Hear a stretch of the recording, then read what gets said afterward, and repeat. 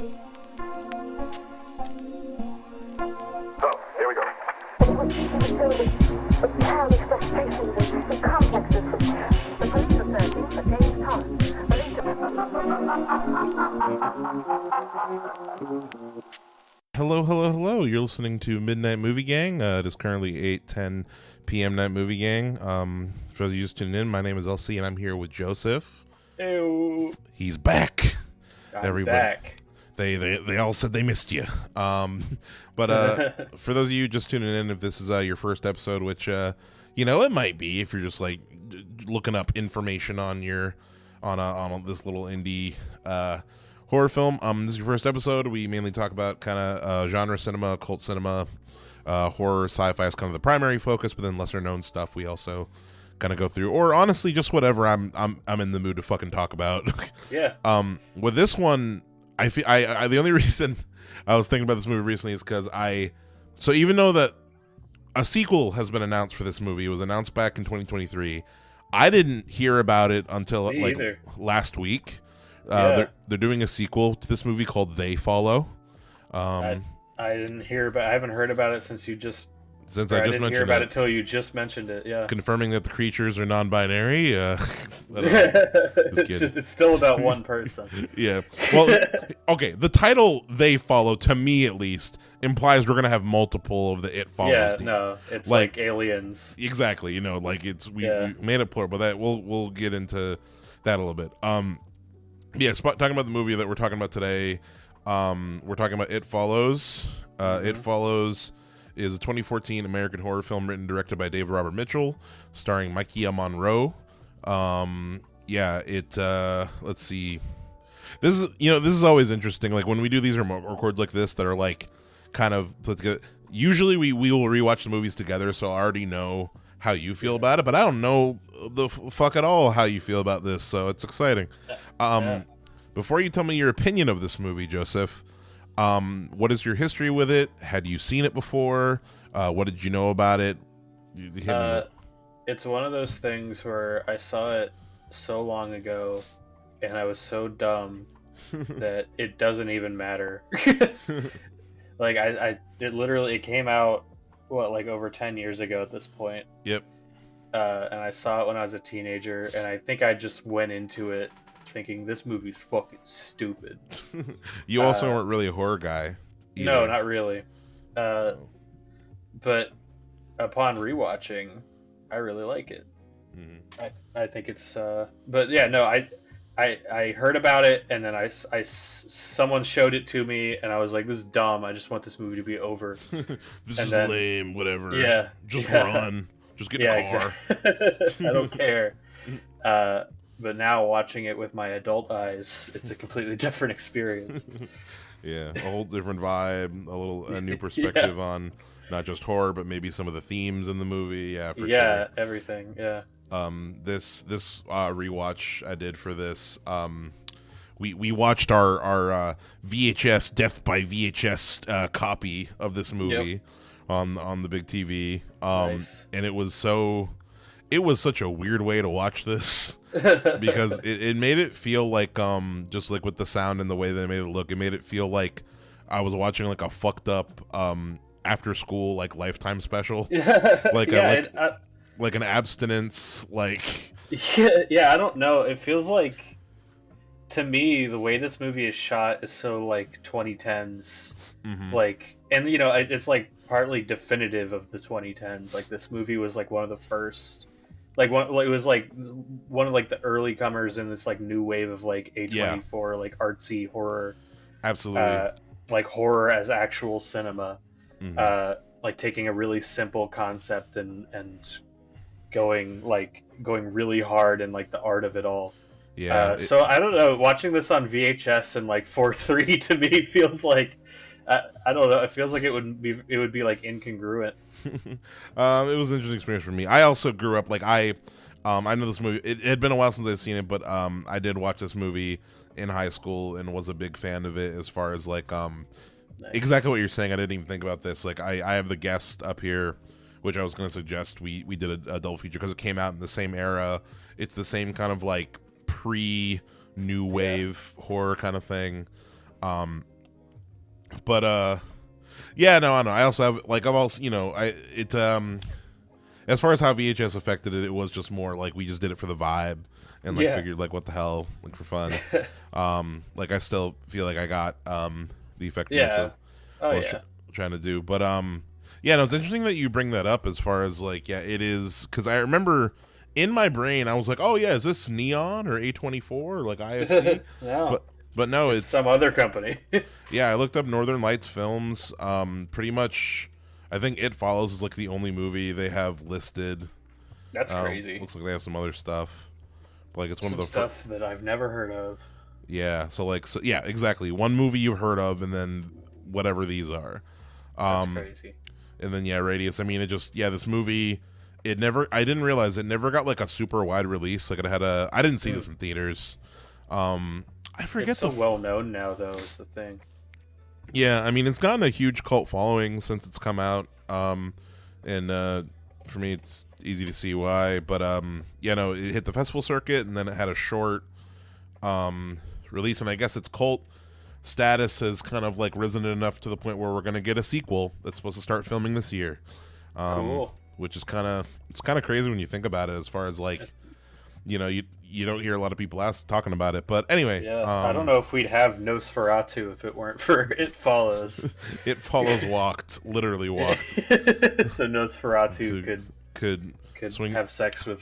Oh wait, spoilers. With Lily Rose Depp. Well, people at home, you should have seen it already. You should have listened to our review.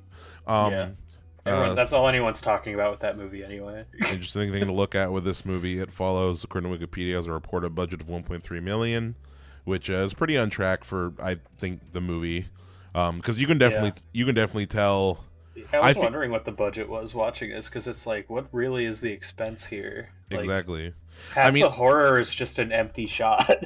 Exactly. Or just like a shot of just like some dirty person walking towards you.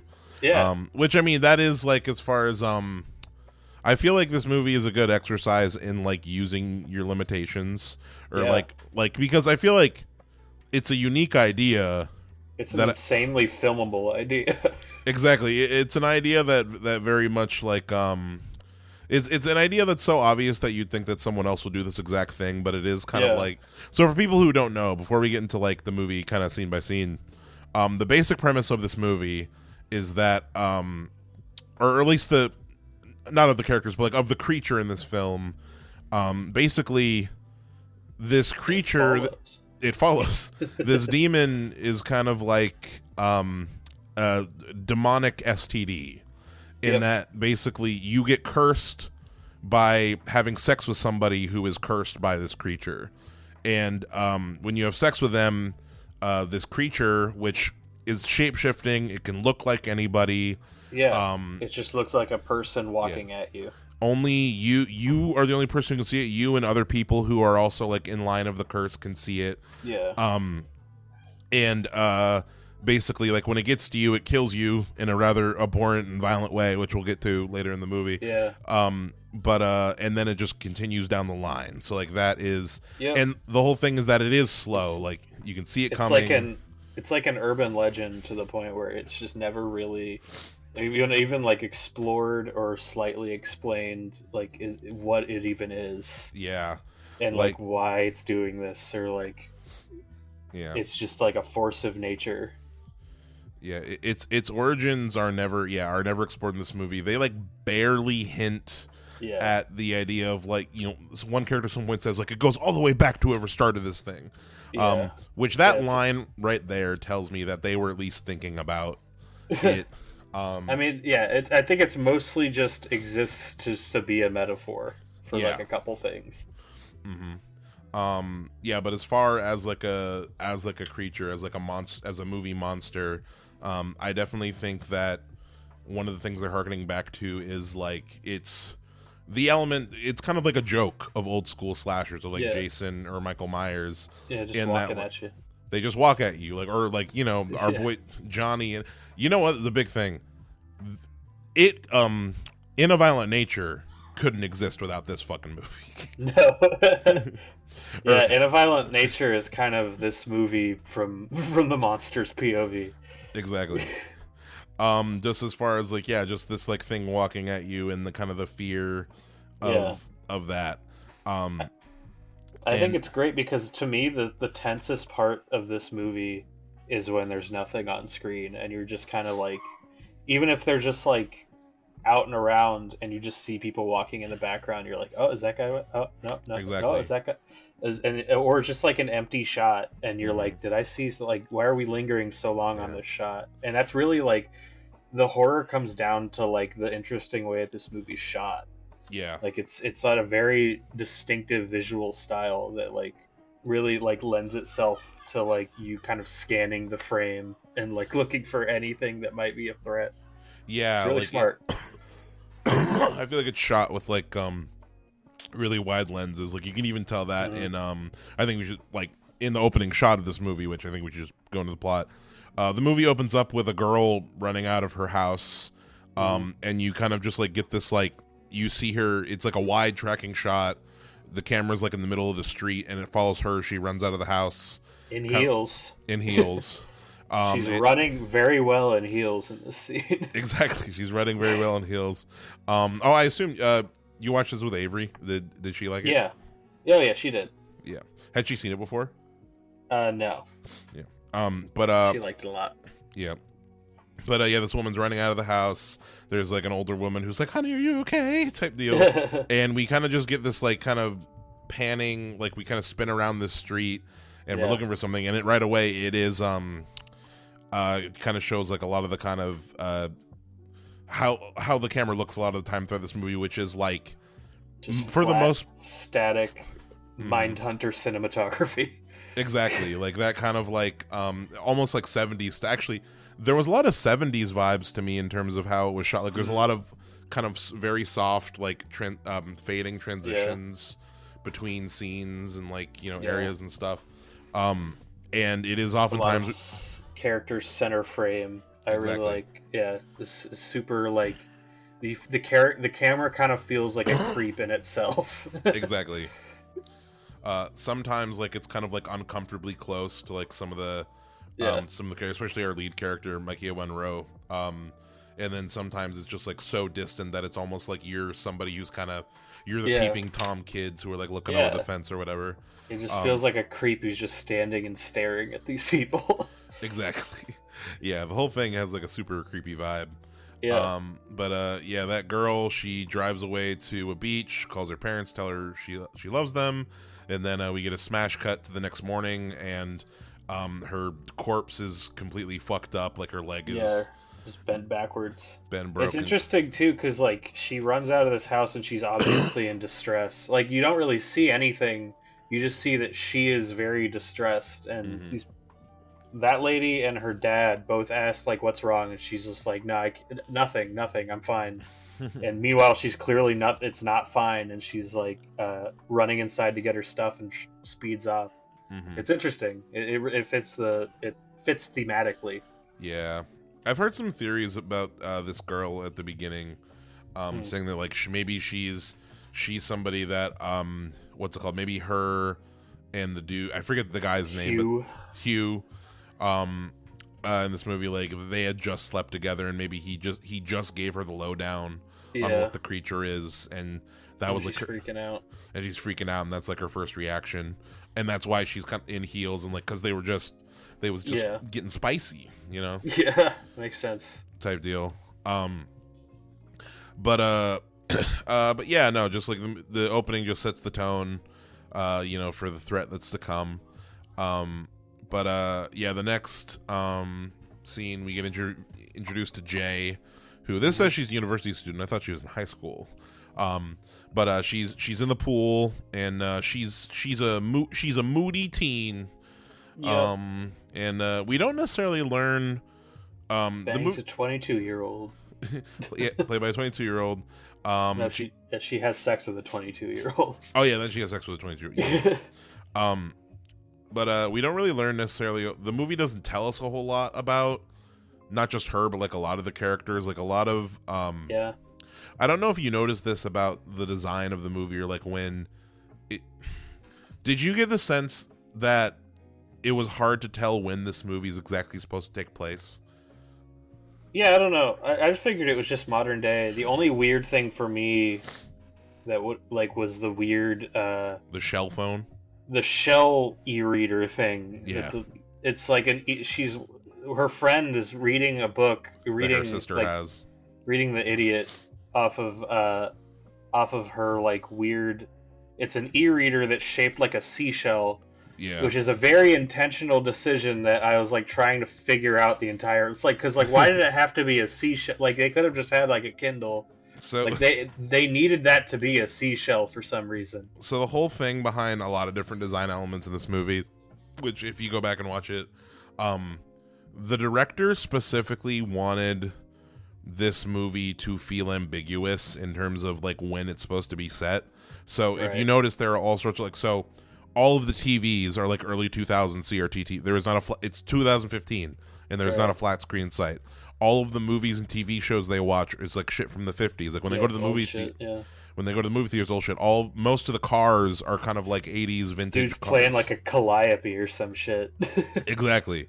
Like, you know, and the clothes are kind of like 90s esque, like 2000. And the whole point was that the director wanted this to feel like, you kind of mentioned urban legend, but like a dream or like something that is being told through generations. It feels like a ghost story. Yeah. Just even conceptually, it feels like a ghost story. Yeah. And the whole point of that is you're supposed to kind of have this vague feeling of setting in place, and that, like, you know, it can almost take place anywhere. There really like aren't any adults either. Like their mom No. doesn't have any lines at all, and you barely see her face. Yeah. I mean, that's another thing where they're trying to harken back to the slashers, and that, like, you look at those, something like, I feel like the closest analogous with this creature is Michael Myers. Yeah. As far as like this thing that's just like walking towards you and was It coming has to big suburbia. Halloween vibes in this movie. 100% like big John Carpenter Halloween vibes. Yeah. And yeah, the parents are never around in those fucking movies. You You know, they're off like somewhere else. just ruin everything, you know? This is the weirdest Disney Channel original movie I've ever seen. Yeah, like this movie does have like a weird, just such a kind of like, you know, movie thing. you know, what would be a good double feature with this that I think, I really need to rewatch Scooby-Doo it. movie. No, did you see? It came out last year in the summer. It's kind of like a. Did you ever see I Saw the TV Glow? No, I haven't seen it. How do I put it? I keep seeing it on Max and thinking, oh, I should watch that, and then just never do. You know what? You might. I recommend you watch it, Joseph. I don't know if you'll like it, Okay. but you will definitely have strong opinions about it. Okay. I haven't rewatched it since this because it's a really weird movie, Well, that's worth a watch anyway, you know? and it actually like made me a little bit uncomfortable. There's weird shit like this in it. Cool. Yeah, now I want to rewatch it. But it's got the same kind of like twisted after school special, like like Buffy on crack type, you know, Right. kind of or goosebumps on crack. Really, this This is like a Goosebumps episode. it's like with a sex. exactly. It's a fucked up, R-rated Goosebumps. Yeah. And you know what? That's actually kind of similar to this director, David R. Mitchell. His follow-up I've seen, Under the Silver Lake, is kind of like a neo-noir kind of thing. Like Andrew Garfield is like this stoner dude who is about to be kicked out of his apartment, and his neighbor goes missing, and he kind of like with not even really trying, he basically like stumbles into like investigating his neighbor's disappearance, and it turns into this big conspiracy. It's an interesting movie. Cool. But it follows, has this really cool vibe. We introduced Jay, all the technology. We early on we they kind of insinuate that Jay's friend was named Paul. Fuck ass beta cuck Paul. Yeah, Paul, the little Weasley guy, Little Weasley dude. little sad incel boy. Yeah, sad incel boy clearly is interested in Jay and is jealous that she's going on a date with fucking adult ass Hugh. So yeah, Jay and him go to the movies. There's a scene where they're kind of playing this game where they're like picking like, what person would you trade places with? Yeah.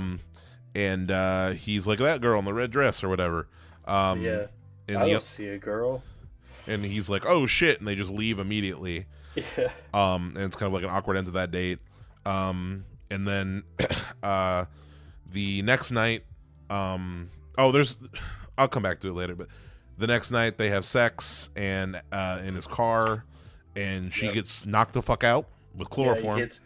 She's like kind of like, he has no aftercare at all. He just gets out of the car and starts fucking around, and she's just like laying in the back seat. She's like playing with like a flower on the ground. Yeah. You know, it's like supposed to be this kind of like cute intimate scene. Yeah.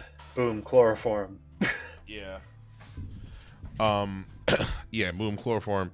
And then she wakes up in her underwear tied to a wheelchair in the middle of this abandoned thing. And I do remember the first time I saw this as a teen. I was like, what the fuck is going on? And this is the scene where it's basically the rules of the creature are explained. And I feel like, for me personally, something that for me is really that can be hard in these movies is like having a good we have to explain the rules scene. Yeah. And to me this one was very effective as far as like because sorry, go ahead.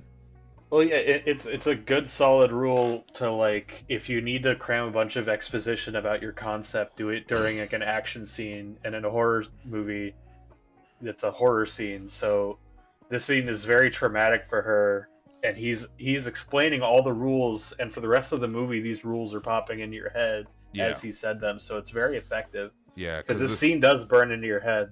Yeah, because Jay herself is like freaking out. Like, you don't, as an audience, you might have an idea of like what's going on, but like for her, she's just like, this dude just like terrifying. Just had sex with me and then kidnapped me. I don't know what he's gonna do. He's saying crazy shit that like she probably this naked woman is walking at me.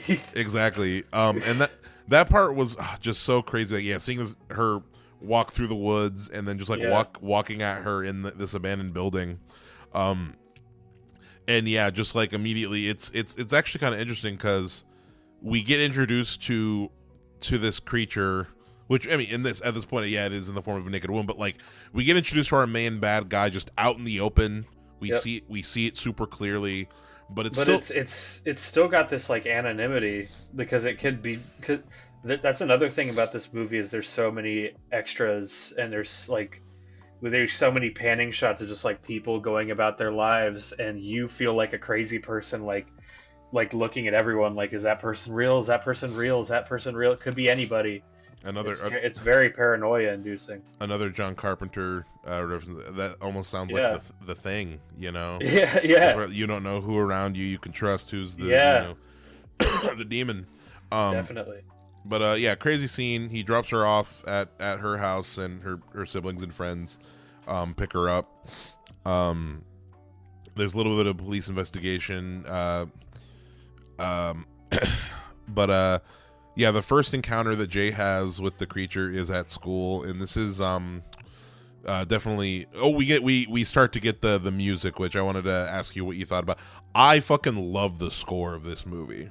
I really like it in parts, and then other parts I'm like, what is this decision for the music?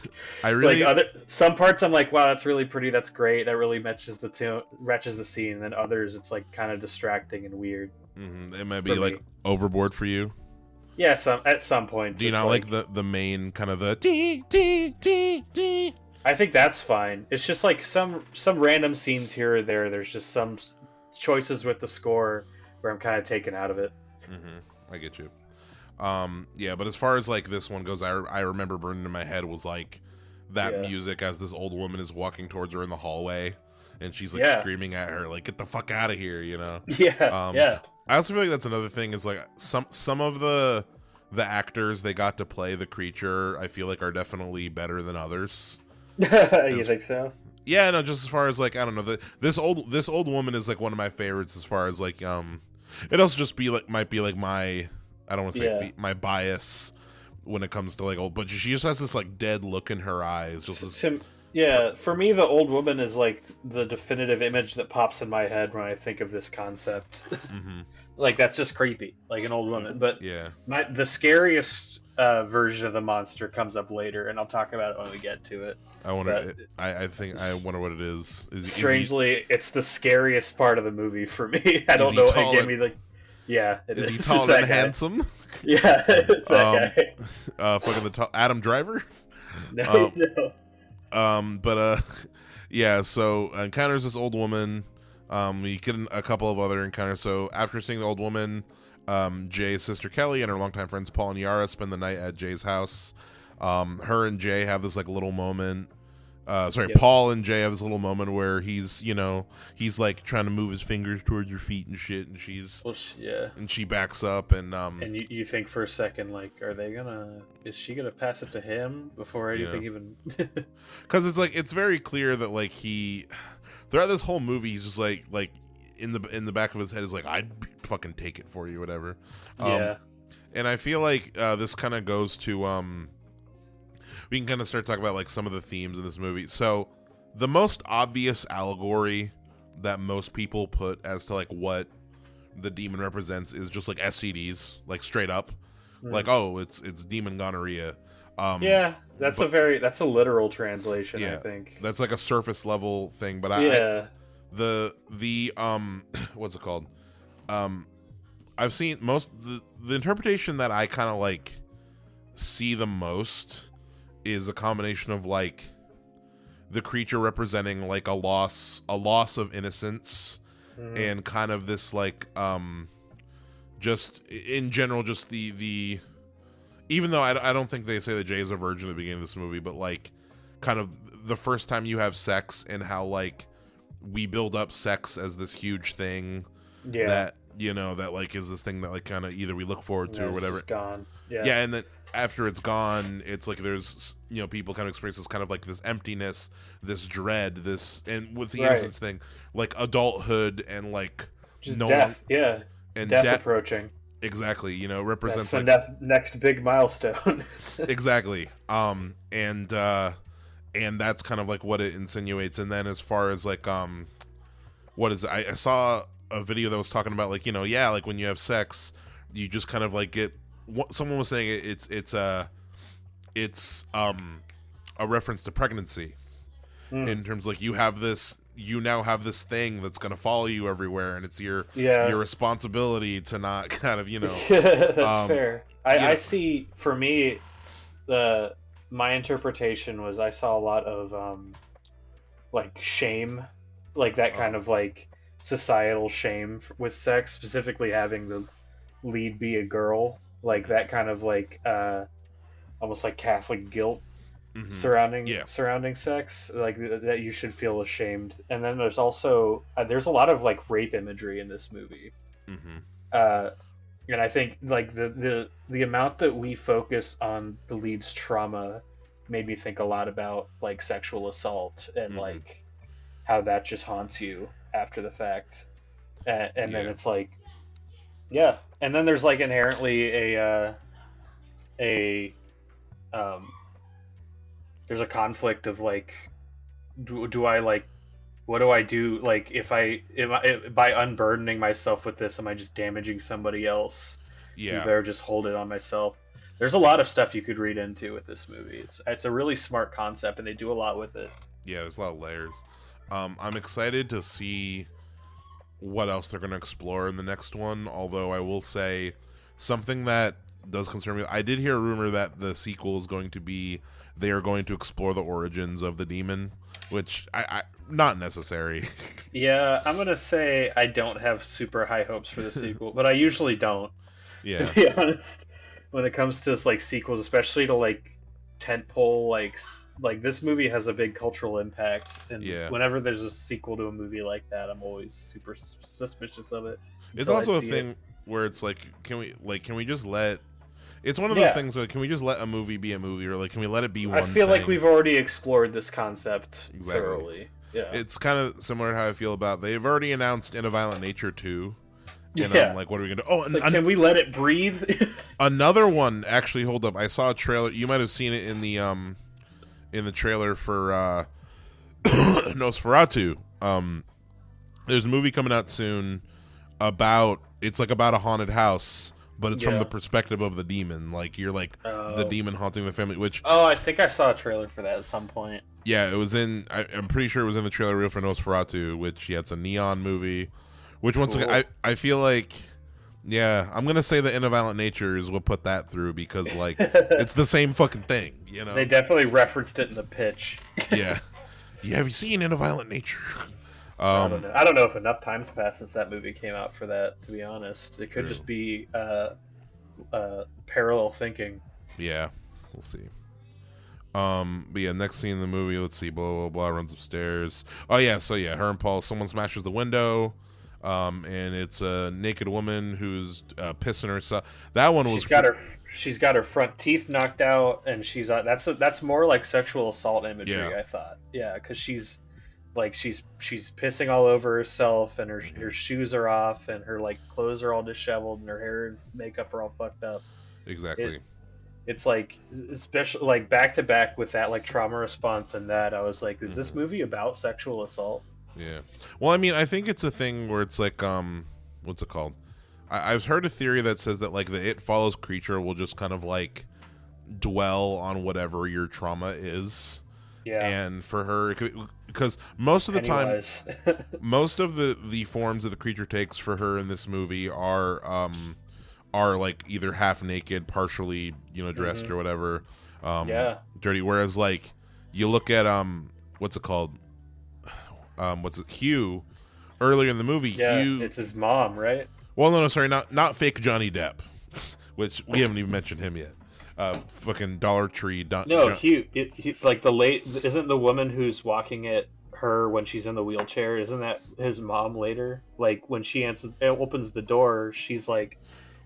Jay's like super taken aback by that, right? That's fake Johnny Depp. I'm talking about. Wait, hold up. Greg is the neighbor across the street. No, but like Hugh, when she goes to visit Hugh, when they track him down, his mom opens the door, and that's the woman from when he had her strapped in the wheelchair. That's his mother. Oh, yeah. Was it? Oh, yeah. At least that's what I thought. Never mind then. That blows my thing out of the water, because I was going to say that in the movie theater, Hugh says, "Oh, what about the girl in the yellow dress?" Assuming that what he sees is somebody who is fully clothed. So like maybe the basis for like what the demon looks like to him isn't based in that world of sexual assault. But if it's his naked mom, it might be. Yeah. But then again, that's also pretty traumatizing, seeing your mom naked. I mean, that's what happens later with Greg, exactly, with knockoff James Franco or whatever. That actually makes a lot of sense. As far as like, that supports your theory. Yeah, that it's like whatever, because like that's whatever bad memories you have. Yeah, because maybe like her, because it seems like it's just him and his mom, so he probably has some weird sexual trauma with his mom or whatever. Yeah. But this whole time, let's see. So yeah, smash through the window, naked woman. Jay runs upstairs. You're never supposed to do in a slasher movie. Yeah. She has the door locked, and her friends are like, "Let us in, God." At one point she opens the door, and you said this is your scariest. This is the scare. I don't know what it is. I think it's just a big tall guy just showing up and walking into my room with no one else noticing. Just activated my fucking fight or flight. I don't know. That guy just scared the shit out of me. I don't know why. Well, I think tall, lanky guy is just. I remember when me and Courtney were rewatching the other day. I'm like, oh, it's the it's the offspring from Alien Romulus. Yeah. I think just tall guys are scary. Yeah, tall, skinny, pale man. He just like lurches over everybody. Jay, and you're the only one who sees it, and he's just like lets himself in. I don't know, something about that. Maybe it's just part of my psychology. Yeah, freaked me out. Yeah. Jay jumps out of the window. Upstairs. Tell me it's the room. Jay flees the house by bike. Oh, she doesn't she breaks her arm later. Tall man enters the bedroom. Jay flees the house by bike with the help of neighbor Greg, Greg's the Johnny Depp knockoff who clearly has an interest in Jay. Let's see his real name. Oh yeah, they do some investigating, and they find Hugh, whose real name is Jeff Redmond. Yeah.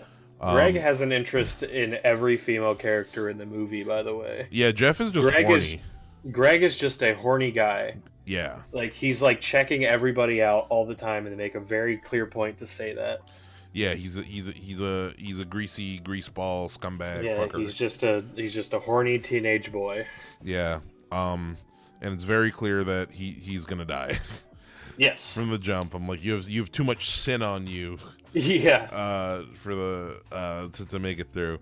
But yeah, another interesting thing with Greg, I feel like, is or an angle that, like, I don't know if you call it interesting, but like he very clearly doesn't believe in the creature. No, like, not for a second. No. And the only reason that he's hanging around or he's like entertaining things because he's trying to fuck. He's trying to get laid. Yeah. He's trying to get laid with Jay preferably, but he doesn't care who with.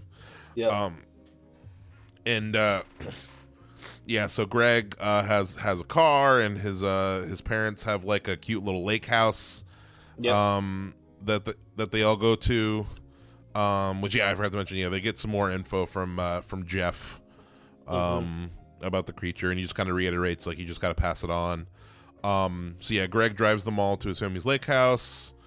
Let's see, fucking they're all hanging out on the beach. Greg is checking out the girls in the group, and he's being a creep. Yeah. And then we get one of our we get a series of like interesting little effect shot. But basically, the creature at this point has taken the form of Yara, and she's like walking on the beach. Yeah. And we see Jay's hair get pulled up by an invisible entity. Yeah. And it's very clear. I mean, it's very surreal and strange looking. It's weird looking.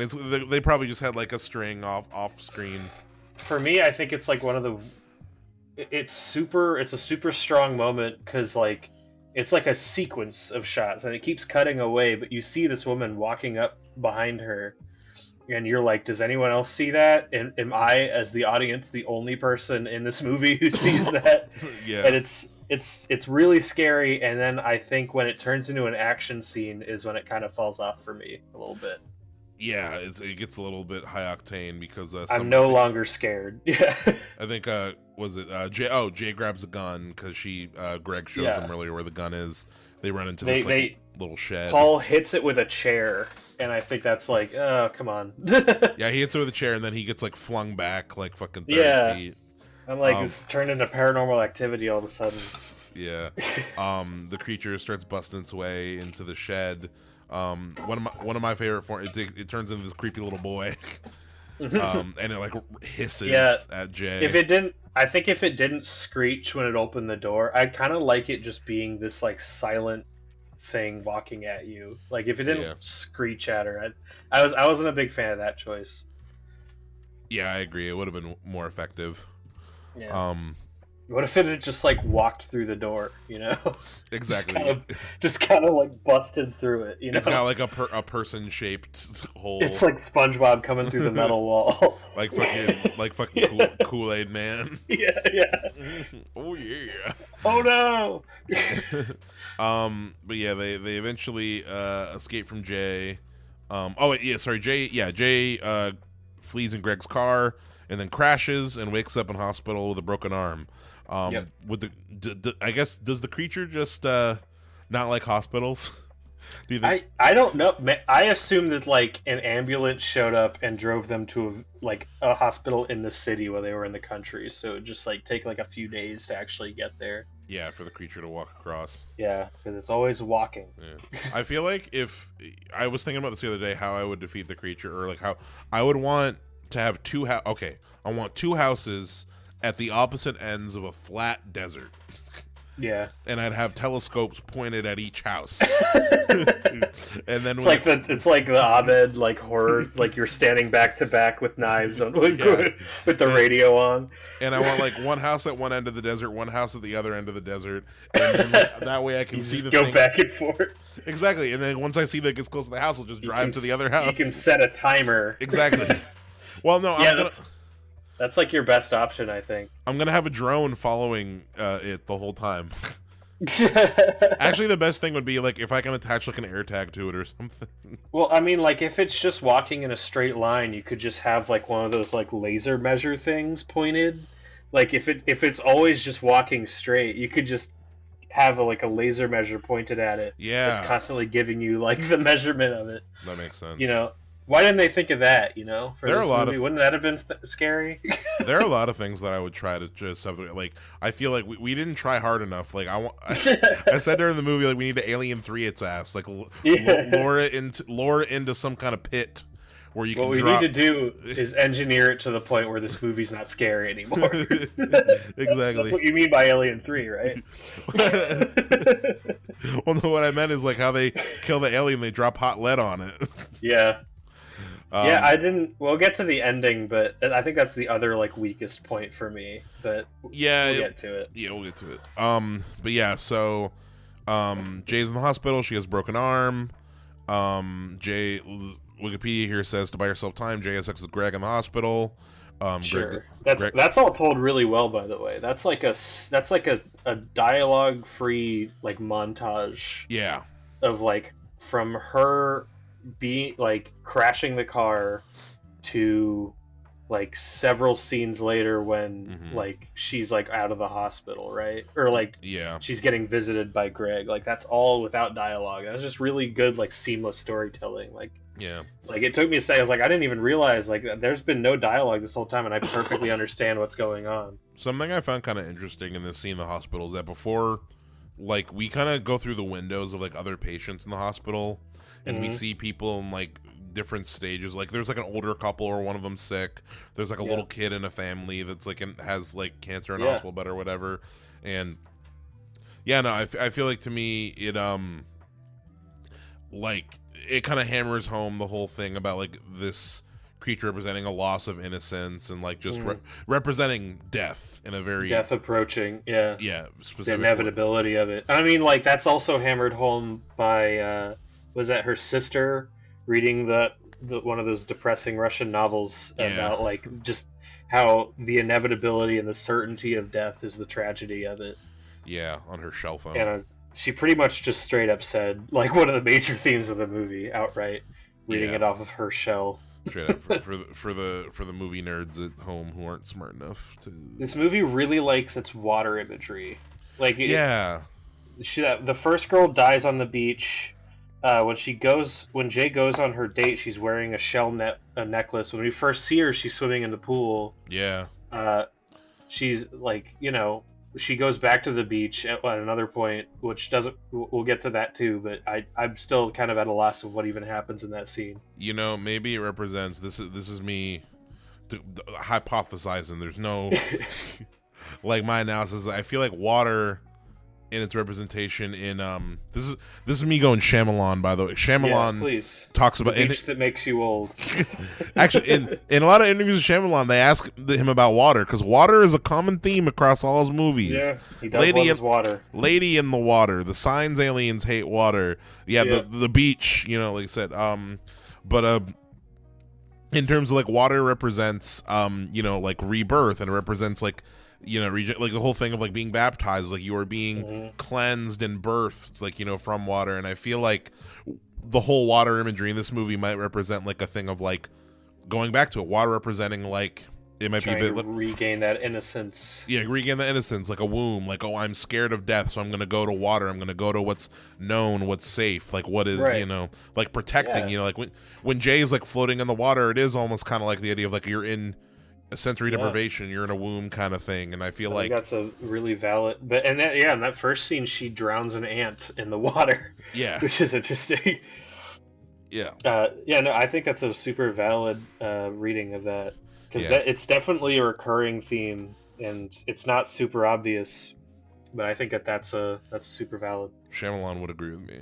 And then maybe that's how what, nobody ever tried pouring water. No way, it went in the pool at the end. I was about to say, did you try throwing water onto the Yep.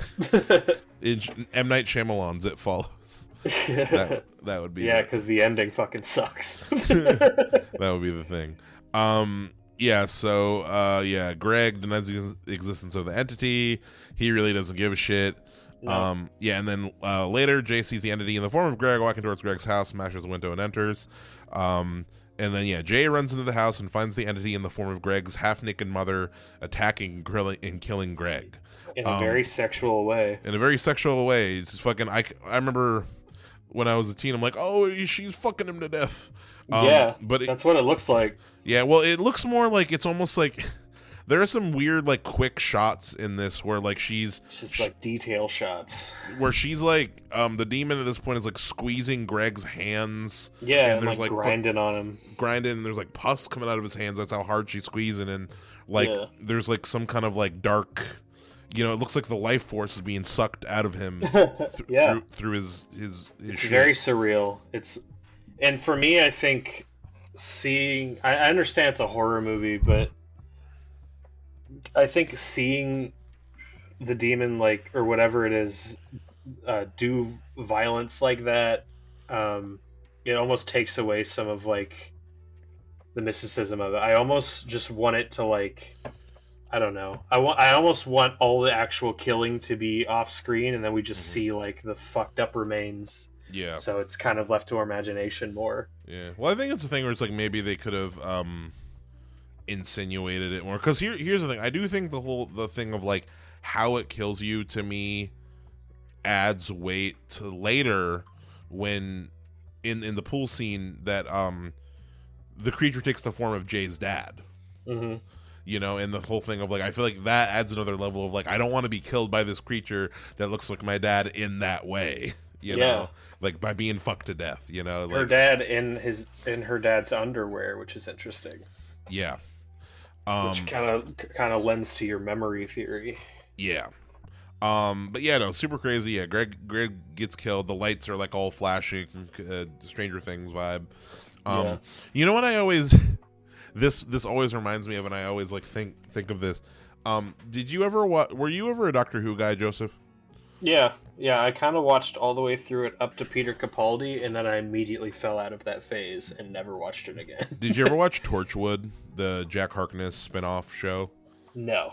There was a spin-off. It was kind of like a little X-Files-y type deal. It was like a Monster of the Week kind of thing. And one of the first few episodes of that show, there's this like space entity that comes down and takes the form of like a young woman. And it goes around and basically, for lack of a better term, it has sex with men, and then when the dudes come, she like transforms their body into energy, and then she absorbs them.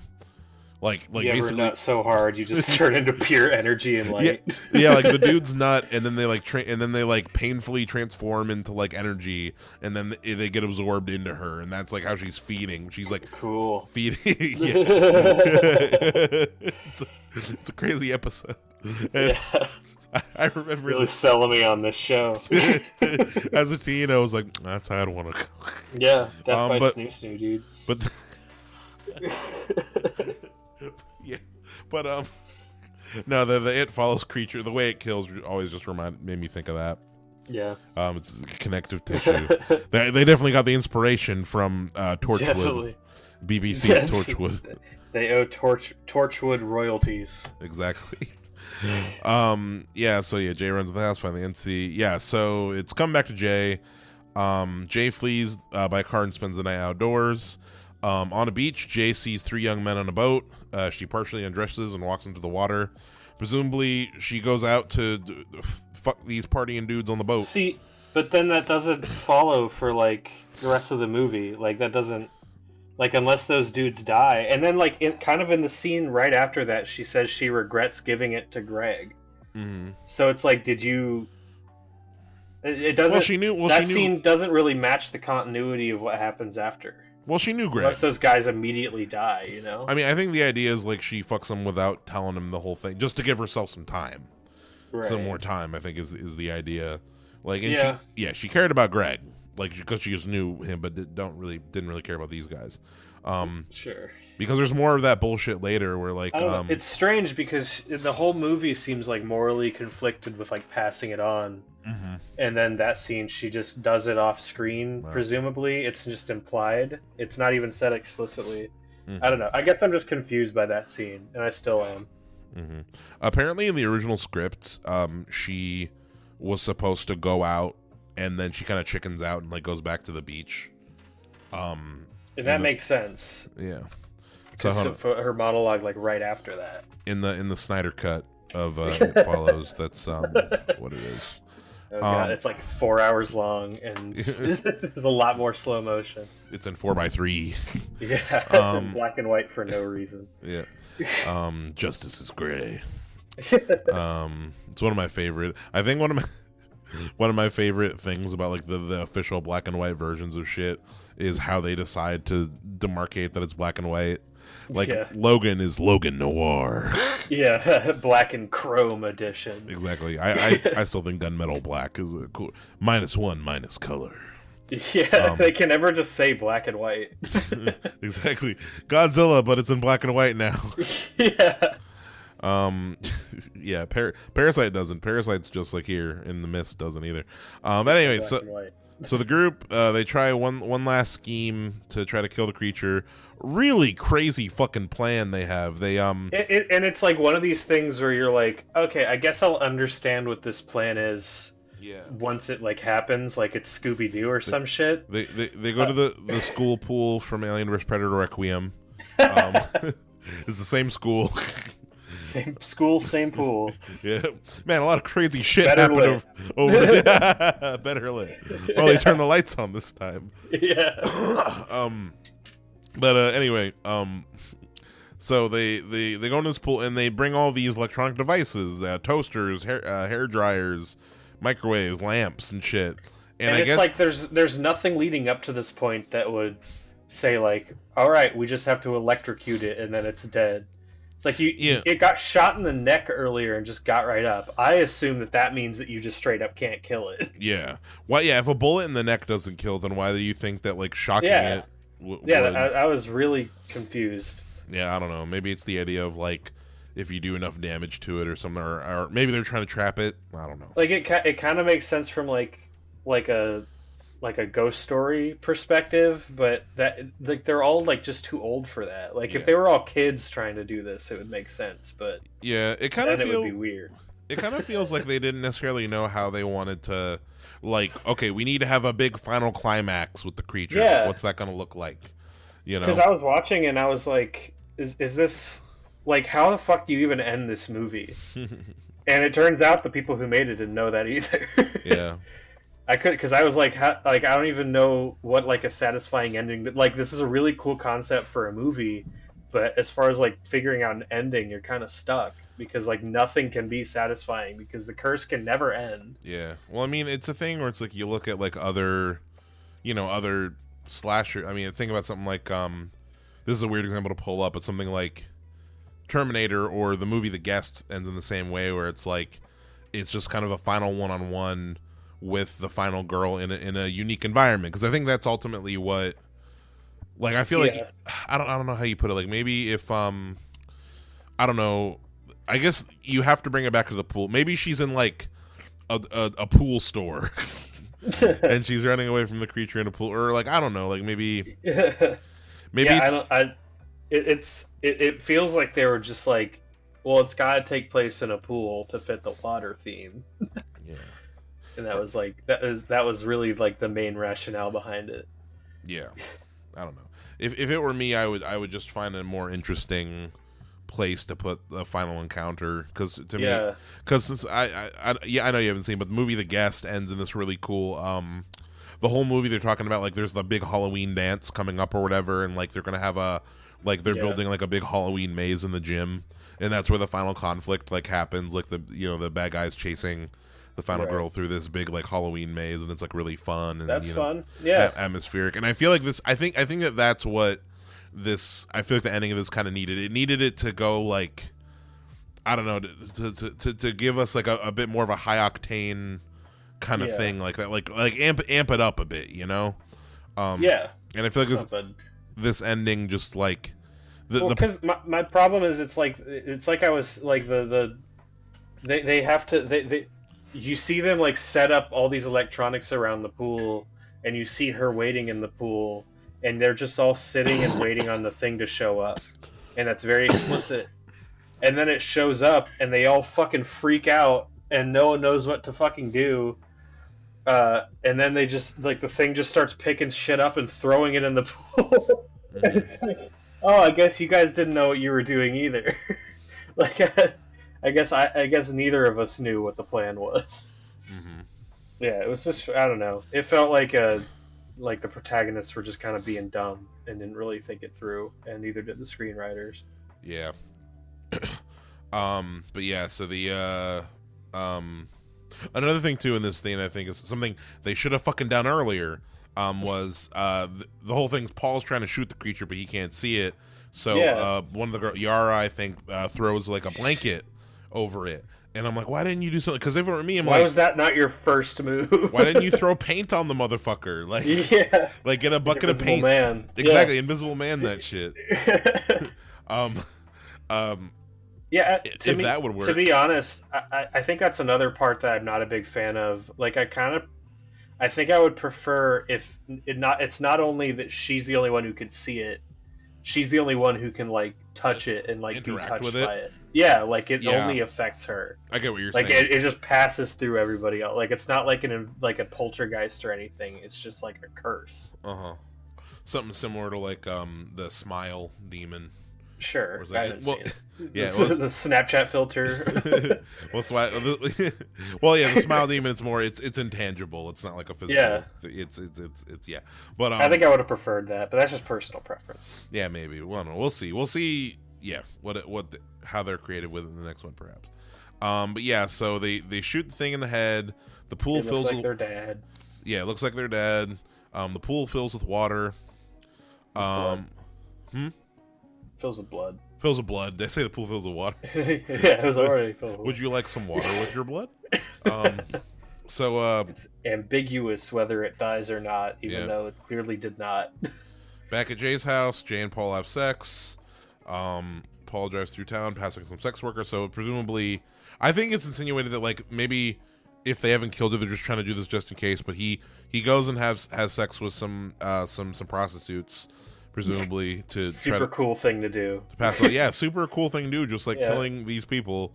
Well, And then presumably, I think my problem is like, yeah, you can pass it on, but that's also just temporary. Like it's Yeah. literally like there's no solution to this where you're in the clear. Like it's always gonna come back to you. yeah. I realize we haven't brought this up. It's just something me and Courtney were talking about. Like, something is that what constitutes sex to the creature? Like, That's a good point. Does it have to be penetrative? Like, we've only seen heterosexual examples. Like, if there's no, like, does Does scissoring? dry humping count? The Yeah. dry humping demon? In my head, it's at least third base is the line. The demon's like I mean like no you didn't. Like come on, it's still you. I think it's like if genitals are stimulated, then that's what counts. Okay. Which I guess second, but whatever. Yeah, that's what the next movie is gonna have to explore. Like, what if? Yeah. What base exactly are we talking about, demon? Yeah. Back at Jay's house. Yeah, Jay and Paul have sex. Yeah. There's a little scene where like Jay kind of asks Paul like, "Do you feel any different?" He's like, "No," which once again, I feel like just ties into the general theme of like loss of Yeah. innocence, losing your virginity, because I feel like that's an overwhelming thing that I feel like you hear a lot of people say when they lose their virginity is kind of like that's Really it. different. Yeah. Exactly, like thinking they'd feel like an adult or whatever, and really it's like, oh, we're all just Yeah. But yeah, the movie ends with Jay and Paul walking down the street holding hands. There's somebody walking in the distance behind them. Is it the creature? Is it not? Another It's important ambiguous. yeah. Another important thing that is ending here is that as Jay and Paul are walking, it seems like they're walking towards like a house where kids are playing, or like a park or something, because we hear the sound of Yeah. children playing getting louder and louder, and I feel like that kind of lends into a bit of the whole pregnancy thing, where it's like maybe it's like they're now they decided to be together, they're going towards Yeah. like having kids maybe, or like having a family or whatever, and it's like that next stage, Yeah. I guess. Not a big fan. Yeah. No, it ends a bit lukewarm. Sopranos ass ending. Yeah, it definitely could have had a more satisfying conclusion, or a more yeah, but Well, like sorry, go ahead. I'm not even sure it could have, because I honestly like an ambiguous ending is kind of the only place you can leave this off in my mind. I don't know, because like killing the monster is super lame to me. But like the only other option is it kills the protagonist, and even then the story's not over because it's just going to go back to someone else that we knew. So it's just like a really hard concept to end. Yeah. So they honestly did a better job than I ever could have. So yeah, I mean, it's a thing like you said, where it's like if it's an urban legend, if it's a fairy tale, if it's something that like people and kids in neighborhoods are going to talk about, then yeah, it wouldn't have an ending. It's a thing where it's like, yeah, it's still following you, it's still going to come for you. Some say it's still walking on sidewalks to this day. Yeah. But yeah, overall, yeah, I mean, like you said, Joseph, at the beginning of this, like, yeah, this movie, it's funny because I think about this movie in the same way that I think about like kind of modern A24 Neon stuff, but yeah, it is like kind of the granddaddy of them all, as far as like one of the first. It's in that era, and I feel like it definitely still holds up to some of the other kind of neo horror, neo slasher movies we kind of see today. Oh yeah. This definitely makes me want to I want to watch I Saw the TV Glow together with you, Joseph, and then we can decide if we want to do an episode on it. That's a great plan. I don't know if... We'll see. I want to rewatch the movie because I have been thinking about it. I'm definitely down. It's something I've looked at and thought, maybe next time. So it's I think perfect kind of movie. You will at least find it interesting. So yeah, we'll watch it together. And folks at home, I don't know if we'll do an episode on it. We'll see. It might be one where, like, I don't know, we might not have a lot to say. Yeah. But yeah. So okay. So overall, Joseph, yeah, It Follows. You liked it? Solid movie. I like it a lot. I think it's beautifully shot. I think all the performances are great. I think the concept is just fantastic. Mm-hmm. Especially, it's a concept that was made for movies. I think just like made to be shot because it's so like budget effective and like you can just film. There's so many shots where it's just like there's a car and some trees around it, and you're like looking like, am I supposed to be seeing something right now? Like, where is it? Where's the thing going to be walking out of? Exactly. And it scared me just by having a tall guy walk through a door. So yeah, good movie. Tall guys are creepy. Yep. What's your prop? Thank you so much for letting me go first because I couldn't think of anything but the shell. I want the shell phone. You want the shell phone? The fake shell phone with the screen on both sides for some reason. I honestly can't think of another prop in this movie aside from like the gun or something. I want Greg's car. Yeah, okay. It just looks like a reliable station wagon. Sure does. Fucking national. Get you where you're going. Exactly. It's got a lot of trunk space, a lot of passengers. Yeah. It's a family vehicle. It's practical. Very practical prop decision today. Reliable. Yeah, I'm trying to think. I can't even. Yeah, there isn't really anything else that could be snagged from this movie. There isn't really, as far as that. Like, it's not even like I say, like, oh, Jason Voorhees' mask or whatever, because it's. Nope. Yeah, there isn't. Yeah, because even the monster is just people, which I can get behind. People suck. Yeah. Yeah, no, I definitely want the station wagon. Yeah. So this has been Midnight Movie Gang. It is currently 9:13 p.m. Night Movie Gang. Thank you folks so much for listening. The next episode y'all are going to hear from us after this one is going to be our 28 days, 28 weeks later. Fucking pumped. Episode double feature. I haven't seen either of them since high school. I remember nothing about the first one really, but really, yeah, yeah, excited for the new one. The trailer definitely really good. I've been stimming it. Boots. Yeah, so. No, it really just made me super pumped to rewatch the first two, because the first one is like this like beautiful movie about found family and like love holding you together and staving off hopelessness, and the second movie is a video game about zombies, and they're both fun. Yeah, it'll be a good one. Yeah, thank you so much again, folks, for listening. You can follow us at Midnight Movie Gang podcast on YouTube. Please go subscribe there if you haven't. We're almost 200. Also, we're putting up reaction videos from our commentary tracks on Patreon. Fly 2. Those are fun. Yeah, next Fly 2 is going to be out soon. It's a really funny one. Please check it out. But yeah, thank you so much for listening, folks. Goodbye. Thank you. Bye.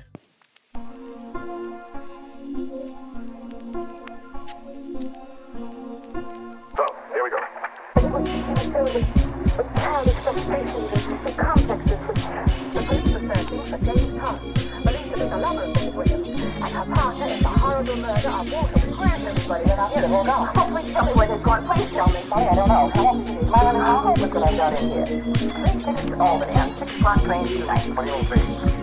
Special